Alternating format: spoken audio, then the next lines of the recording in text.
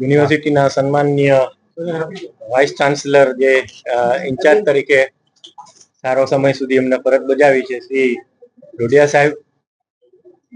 આમ તો ડોક્ટર ડોડિયા, અમે બધા પીએચડી વાળા છીએ, ફેક ડોક્ટર કહેવાય, આમ તો એ રિયલ ડોક્ટર છે. એટલે ડોડિયા સાહેબ, રજિસ્ટ્રાર શ્રી પરમાર સાહેબ, સૌરાષ્ટ્ર યુનિવર્સિટી પરિવારના બધા શૈક્ષણિક અને બિન શૈક્ષણિક વહીવટી સ્ટાફના મિત્રો,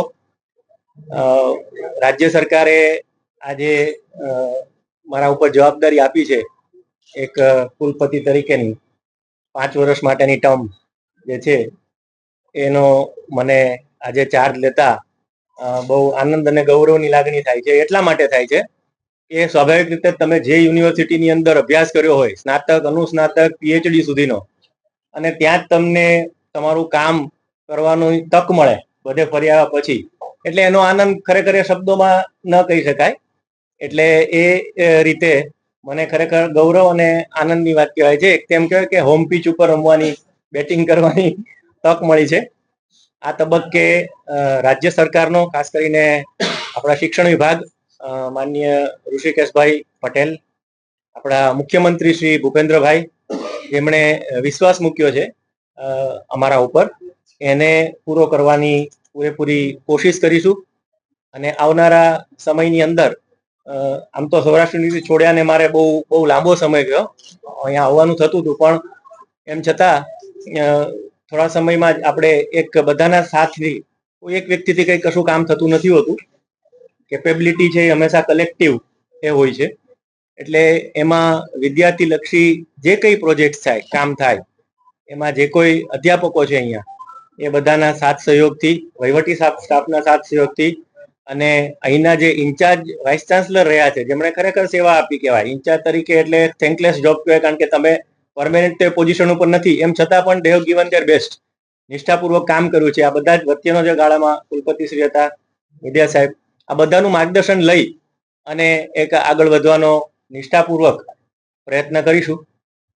આ તબક્કે ખાસ જે મીડિયાના સાથીઓ છે એ લોકોને પણ એક રજૂઆત એવી ખાસ એક અપીલ કરવાની થાય કે નેગેટિવિટીને બધી પાછળ ઉપર છોડીશું, અને જે કંઈ છે સમાજની અંદર જેમ પોઝિટિવ આપીશું એમ આપણને પોઝિટિવ આપણી પાછું મળશે.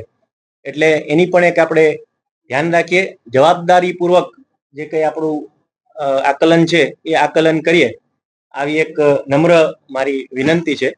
અને આશા રાખીએ કે જે સૌરાષ્ટ્ર યુનિવર્સિટી આપણી ગરિમા ને હતું, એક સમયે કહેવાતું હતું કે નેશનલ લેવલે કોઈ પણ એક યુનિવર્સિટીનું જે નામ બોલાય છે, પર્ટિક્યુલરલી મારા વિષયની વાત કરું તો ફિઝિક્સ, એ વખતે કહેવાતું કે એમ કે લોકો પૂછતા બહાર કે સૌરાષ્ટ્ર યુનિવર્સિટીથી આવો છો, એટલે આ રીતની હતી ગરિમા.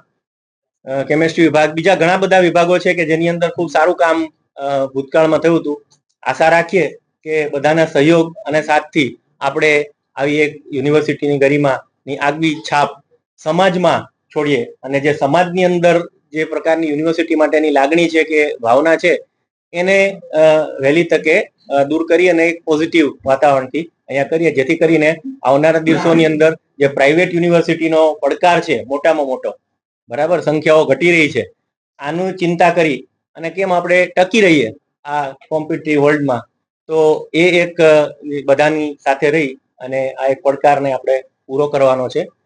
બધાનો ખૂબ ખૂબ ધન્યવાદ, ખૂબ ખૂબ આભાર. એટલે આમાં એક કામ છે જે છે ફોલોઅપ, કારણ કે ઘટ જે છે જે પ્રમાણનું મહેકમ હતું અને જે અત્યારે આપવામાં આવ્યું છે, રિટાયર્ડ નિવૃત્ત સ્ટાફ મેમ્બર્સનું રિપ્લેસમેન્ટ નથી થતું, કોન્ટ્રાક્ટ વાળી સિસ્ટમ છે વધારે ને વધારે હાવી થતી જાય છે. તો આવા તબક્કે એક પ્રકારનું જ્યારે આપણી પાસે કન્વિન્સિંગ મટીરિયલ હશે, છોકરાઓ હશે, સ્ટુડન્ટ્સ હશે એ પ્રકારના, તો સીધી રીતે આપણે કન્વિન્સ કરી શકું રાજ્ય સરકારને, અને આપણે એ માટે થઈને પ્રયત્ન બધા કરી શકું. કોઈ દિવસ સરકાર તરફથી કોઈ નેગેટિવ એટીટ્યુડ ક્યારેય રહ્યો નથી. એક જ છે, આપણી ક્યાંક ચૂક કોઈક ને કોઈક રીતે રહે છે. વિદ્યાર્થીની સંખ્યા ઘટતી જાય છે, તો એનું નેચરલ કારણ કે મફતના ભાવે સ્ટેટ યુનિવર્સિટી ભણાવે છે, આમ છતાં સંખ્યા કેમ ઘટે છે એ ચિંતા આપણે જ કરવાની છે, સમાજ નહીં કરે. એટલે આ બધા જો વિષયો છે એ સાથે ચિંતન કરી અને કરીશું તો મારા ખ્યાલથી આવતા સમયની અંદર જે સ્ટાફની જે ઘટ છે એ સિરિયસ પ્રોબ્લેમ છે. એ ખાલી સૌરાષ્ટ્ર યુનિવર્સિટી પૂરતો નથી, આ બધી જ સ્ટેટ યુનિવર્સિટીની અંદર આ પ્રોબ્લેમ છે. તો જે પ્રાઇવેટ કોમ્પિટિશન થઈ છે એને એટ પાર કેવી રીતે લાવવું આપણું સ્તર, એ જો કરીએ તો આપોઆપ બધા જ પ્રશ્ન સોલ્વ થાય.